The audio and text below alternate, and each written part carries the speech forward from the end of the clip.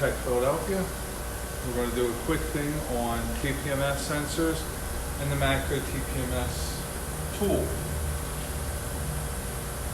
So, let me show you the tool, show you what I'm doing, and from there we'll then get into what the sensors are, how they work, the different types, things to keep in mind. The way the macro tool operates, we have to have it hooked up into the DLC,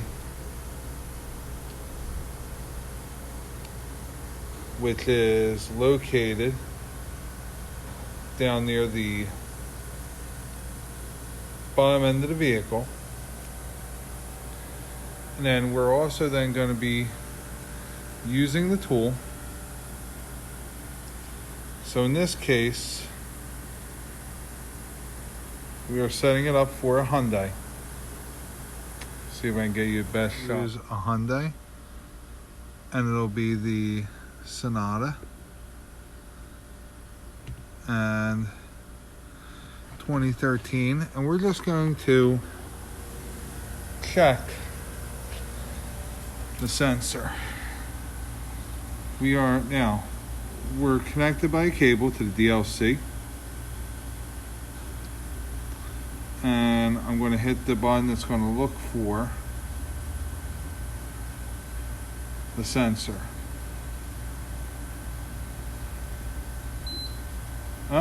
We do have the sensor. As you see, it's giving us a temperature reading, a battery reading.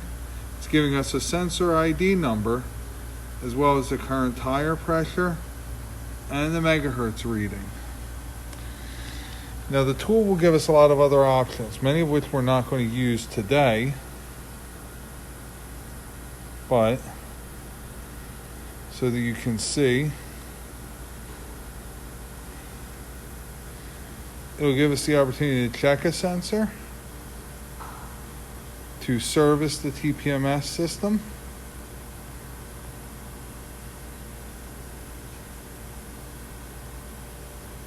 by either relearning part number or remote key entry test, so it can actually check for the module, which is also what reads your key fob.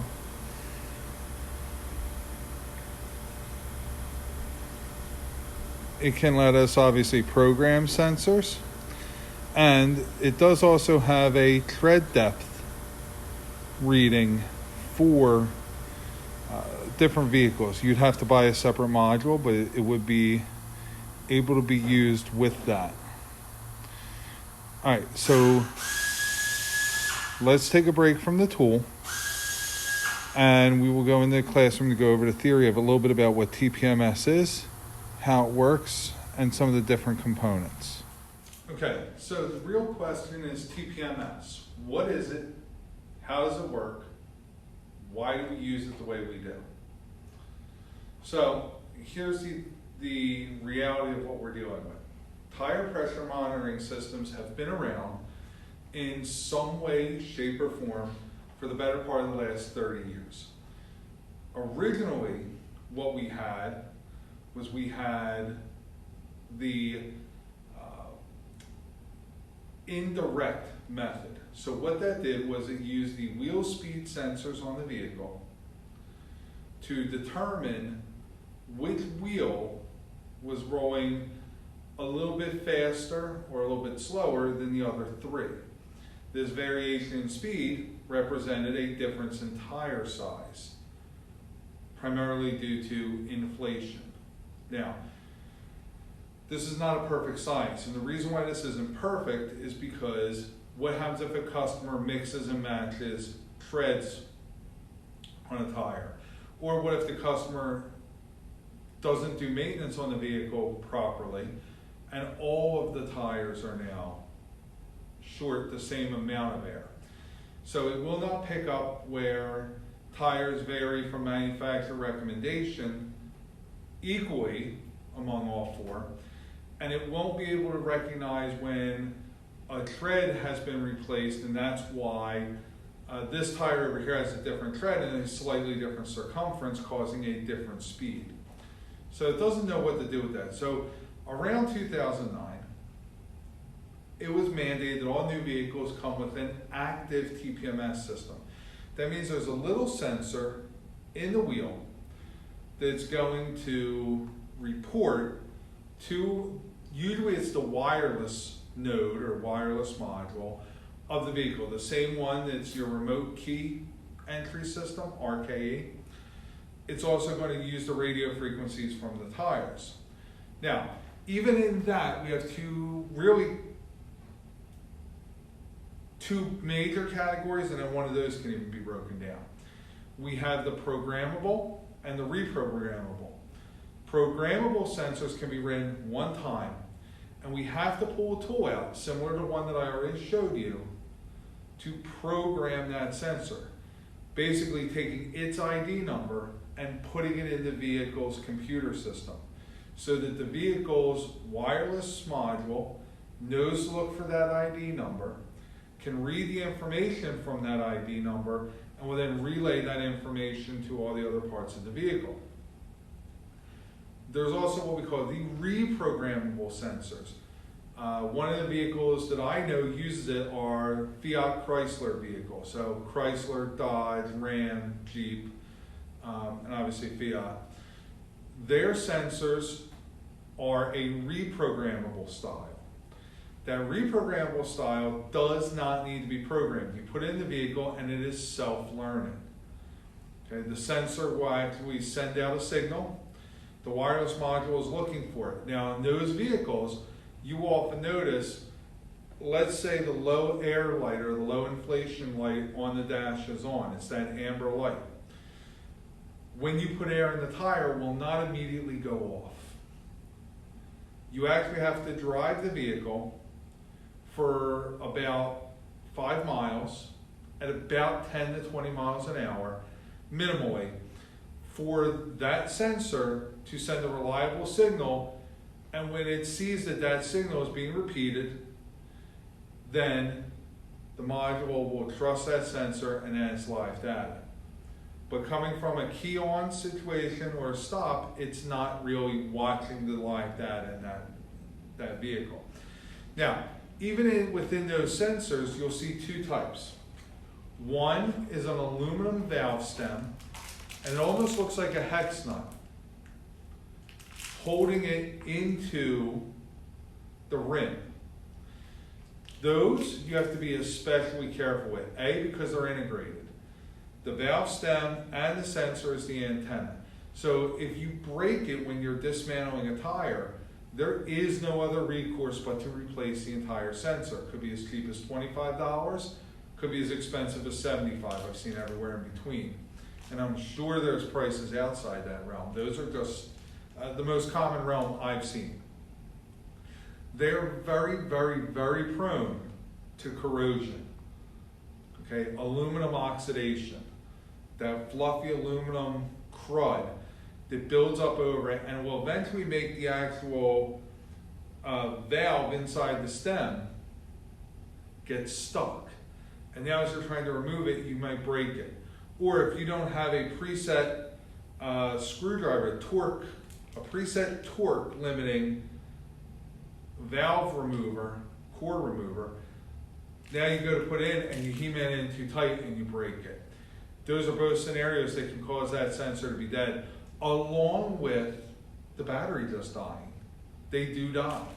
Now, there's also ones that come a sensor and a service pack. Usually the service pack is about somewhere around $5. The sensor is somewhere around 20 to 30. And you'll see there's a spot that the valve, which is just a rubber valve, but with a brass bottom, can go in. Some of them will snap in.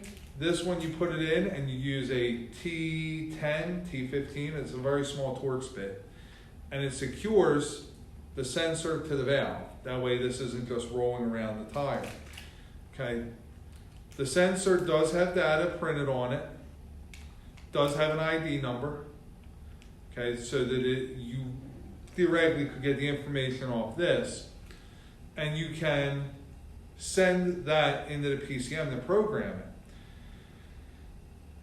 Now, this also does have a battery in there, as well as a diaphragm that reads the pressure. And obviously you can see the back of it, the side that rests against the rim, is kind of coated and covered. So you could replace the service pack, the valve, when you're doing a new tire, which obviously we recommend. Now, the problem becomes, let's say you're doing a new tire and the TPMS has been in the wheel. That's where some of the, especially the earlier TPMS, they would have a radio frequency tool, and you went around and you just stood by the sensor and it kicked the sensor into a kind of a relearn mode. So even when you did a tire rotation, you would have to walk around with this tool and basically kick each sensor into a relearn mode, a reprogrammable.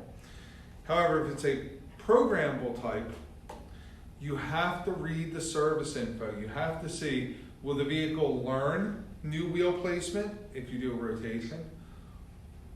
Or do you have to program it? You'll get that from the service data. The other information that you have to be aware of when we're talking about TPMS, okay? You gotta be aware of what style it's using, meaning, do I have a service pack? Do I have that aluminum nut? The other thing I gotta be aware of, and there is another type of TPMS sensor was widely used out there, used primarily on Ford. Land Rover and Jaguar used it for a bit because they were subsidiaries of Ford for a time. It was called the band sensor. It was a band that ran into the drop well of a rim. All of these you had to be very, very careful, whether it was a valve stem style sensor or a band sensor. When you would go to remove the tire from the wheel, placement of the shovel of the tire machine, your tire iron that you were removing to actually dismount, as well as how you were putting pressure and how the tire went into the drop well during the mounting procedure, all of these things could put you in a very bad situation where you are now having a much higher cost incurred for your shop. So TPMS is there. It's probably the #1 reason a customer will come in, especially at time now. I'm filming this in October, change of season, cold night one night, warm night the next. You can easily get TPMS lights. Probably one last consideration I would like to bring up is something that I've dealt with personally. I changed the type of tire on my own personal vehicle, a 2010 Dodge Ram, from the manufacturer tire to a tire with a higher load rating. Helpful since I tow, had a slightly more aggressive tread. There were a couple of reasons why I did this. However, the tire placard's inflation pressure is no longer valid. The tire would be grossly underinflated if I did that. So now I have to manage the system and let it know that I'm going to be changing the inflation pressures. Usually, you need a higher level scan tool that does bi-directional functionality. I used the Maximus 3.0. I was able to go in, set the system, and tell it what threshold I wanted to look for. So instead of waiting until 35 PSI, actually 32, my manufacturer placard was 35. It usually sets the light off when it drops 3 PSI too low. Mine also had an overinflated warning at 40 PSI. I had to go in and tell the computer to change its parameters, to look for 45 PSI as the time where I wanted the light to turn on, and 55 PSI is the overinflation, the other pressure I wanted the light on.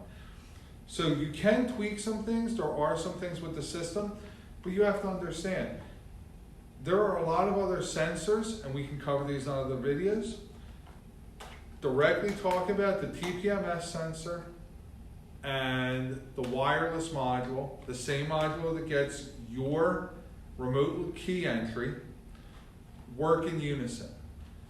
The sensor is going to have a radio frequency, it's going to have an ID number, it's going to take a temperature reading since temperature and pressure are related, and obviously a pressure reading. You either have to know the ID number so you can program it into the PCM with a scan tool, or have a tool similar to what I showed you before that can read the ID numbers. In modern service on a vehicle, that's really a necessity. So many of these TPMS are going to require an ID number to be programmed into the PCM.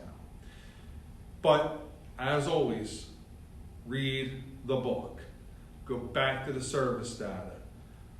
There are some vehicles, like my Ram, where there is no programming. There is no checking the sensor. There is no call on demand. The sensor will not report out until it's in that drive cycle. In which case, the wireless module is then learning where every sensor is on the vehicle, what its frequencies are, and what it's reporting in. There's obviously no programming with a scan tool because it's not designed to be programmed with a scan tool, right?